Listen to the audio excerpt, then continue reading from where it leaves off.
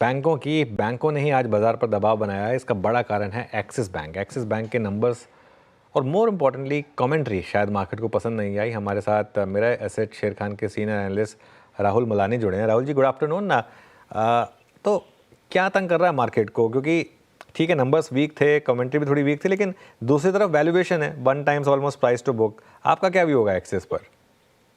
Good afternoon Anuj ji. तो सबसे पहले अगर बात की जाए एक्सिस बैंक की, तो ओवरऑल अगर आप देखेंगे तो इसमें तो जो बॉटम लाइन था वो सिर्फ ओपेक्स की वजह से इन लाइन आया था। बाकी सब मैट्रिक्स पे देखेंगे तो सेक्टोरल लेवल पे भी देखेंगे तो अंडर परफॉर्म किया है एक्सिस बैंक ने सारे की मैट्रिक्स पे।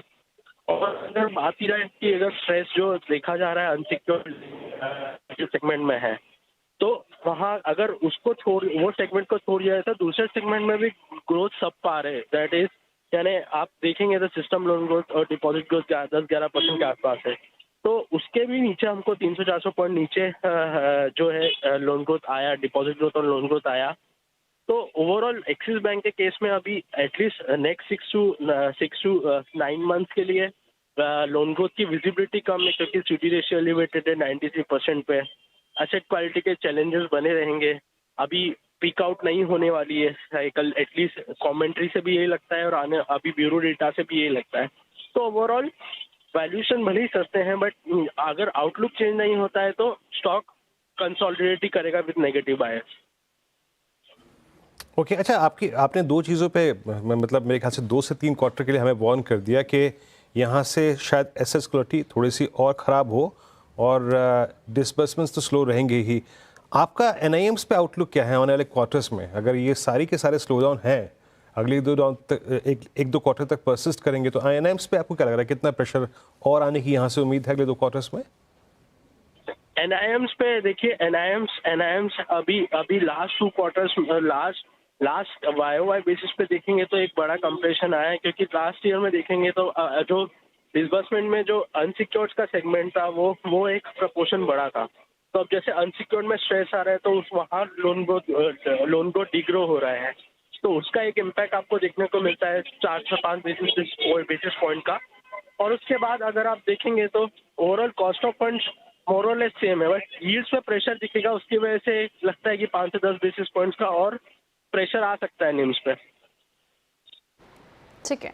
गुड आफ्टरनून सर, श्रेया बात कर रही हूँ। मेरा सवाल आईसीआईसीआई बैंक को लेकर है। आईसीआईसीआई बैंक के नतीजे आने वाले हैं सर, क्या लगता है आपको कि वहाँ पे कोई माहौल सुधरता दिख सकता है?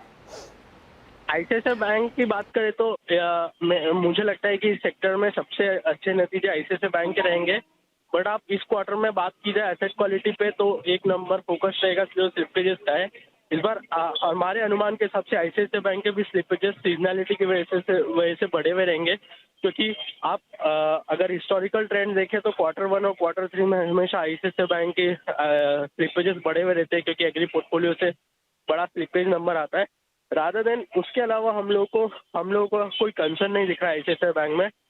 लोन ग्रोथ 13-14% रहेगा ओवरऑल, और overall asset quality wise, loan growth wise और दूसरे कंसर्न हमको नहीं दिख रहे हैं आईसीआईसीआई बैंक में। अच्छा, एचडीएफसी बैंक का क्या मार्केट अब सब कुछ पचा चुका है या फिर अभी कुछ और पचाना बाकी है एक्चुअल नंबर्स में? एचडीएफसी बैंक 2 की ड्राइवर रहेंगे अनुज जी इसके लिए आने वाले क्वार्टर्स में भी। और अभी नंबर्स में तो मुझे नहीं लगता है कि कुछ ज़्यादा रिएक्ट करेगा मार्केट, क्योंकि ऑलरेडी मार्केट को डिपॉजिट नंबर्स पता है और मोर और लेस निम्स का भी एक अनुमान है कि स्टेबल रहेंगे। तो ये क्वार्टर को तो एक जैसा नॉन इवेंट ही रहेगा, क्योंकि ट्रांजिशन पीरियड चल रहा है। ओवर द 2 ईयर्स एक अच्छा रीरेटिंग देखने को मिल सकता है अगर डिपॉजिट ग्रोथ जो कांस्टेंट रेट पे बना हुआ है 15-16% के हिसाब से। तो जो अनुमानित था कि FY27 से they will grow about system growth, तो वो ऐसे है कि वो हमको सिनेरियो H2 ऑफ FY26 में बन सकता है। तो हमको लगता है कि 2 साल के अंतराल में अच्छा री-रेटिंग यहाँ से एचडीएफसी बैंक में बन सकता है।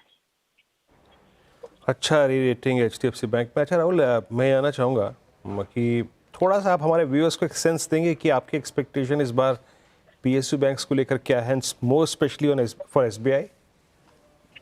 ओवरऑल अगर पीएसयू बैंक्स की बात की जाए तो इस क्वार्टर में थोड़ा अर्निंग प्रेशर में रहेगा, क्योंकि ट्रेजरी गेन्स इस क्वार्टर में नहीं रहेंगे। लोन ग्रोथ मॉडरेशन रहेगा, क्रेडिट कॉस्ट लोअर रहेगा, but overall private bank comparison में पीएसयू बैंक अच्छा परफॉर्म करेंगे। और सिर्फ एक ही पॉइंट है इसमें जो आप देखेंगे लास्ट 6 मंथ में पीएसयू बैंक ने अंडर परफॉर्म किया है, वो है अभी प्रोजेक्ट फाइनेंसिंग और ईसीएल गाइडलाइंस आ सकता है आरबीआई की तरफ से, तो वो एक प्रेशर पॉइंट रहेगा पीएसयू बैंक के लिए। ओके, चलिए फिर राहुल जी, बहुत बहुत शुक्रिया आज हमारे साथ जुड़ने के लिए। अच्छा लगा आपसे बात करके। तो ये कुछ सवाल अब बैंकों पर। अब इशू ये है कि